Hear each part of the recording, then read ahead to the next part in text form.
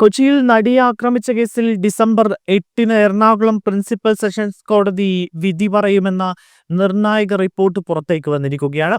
കുറ്റകൃത്യം സംഭവിച്ച 8.5 വർഷത്തിന് ശേഷമാണ് കേസിൽ വിധി പറയുന്നത്. 8ാം പ്രതി ദിലീപ് ഉൾപ്പെടെ എല്ലാ പ്രതികളും ഡിസംബർ 8-ന് വിചാരണ കോടതിയിൽ ഹാജരാകണം. കേസിലെ വാദം ഉൾപ്പെടെയുള്ള വിചാരണ നടപടികൾ കഴിഞ്ഞ ഏപ്രിൽ 11-നാണ് പൂർത്തിയായത്. തുടർന്ന് കഴിഞ്ഞ 27 തവണയും വാദത്തിൽ വ്യക്തത വരുത്താനായി കോടതി കേസ് മാറ്റുകയായിരുന്നു. നെടുമ്പാശ്ശേരി പോലീസ് കേസ് രജിസ്റ്റർ ചെയ്ത് ക്രൈംബ്രാഞ്ച് അന്വേഷണം പൂർത്തിയാക്കിയ കേസിൽ ആകെ 9 പ്രതികളുണ്ട്. പൾസർ സുനി 1-ാം പ്രതിയും നടൻ ദിലീപ് 8-ാം പ്രതിയുമാണ്.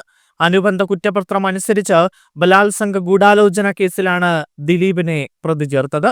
കഴിഞ്ഞ വർഷം വിചാരണ നടപടികൾ പൂർത്തിയായെങ്കിലും അന്തിമ നടപടിക്രമങ്ങൾ 1 വർഷത്തിലധികം നീണ്ടു. 2017 ഫെബ്രുവരി മാസം 17-നാണ് കൊച്ചി നഗരത്തിൽ ഓടുന്ന വാഹനത്തിൽ വെച്ച് പ്രമുഖ നടിയെ ആക്രമിച്ചത്. 2018 മാർച്ചിലാണ് കേസിലെ വിചാരണ നടപടികൾ ആരംഭിച്ചത്. പ്രോസിക്യൂഷൻ കേസിന് ബലം പകരുന്ന നിർണായക തെളിവുകൾ മാധ്യമങ്ങളിലൂടെ പല ഘട്ടങ്ങളിലായി പുറത്തു വന്നിരുന്നു. നീണ്ടകാലത്ത് നിയമപോരാട്ടമാണ് നടന്നത് എന്നും സന്തോഷമുണ്ട് എന്നും അതിജീവിതയുടെ അഭിഭാഷക അഡ്വക്കേറ്റ് TB മിനി പറഞ്ഞു.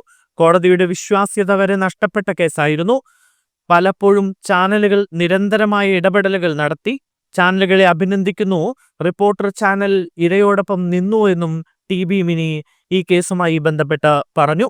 എന്തായാലും കേരളം മുഴുവൻ കാത്തിരിക്കുന്ന വിധിയാണ് ഡിസംബർ 8-ന് വരാനിരിക്കുന്നത്.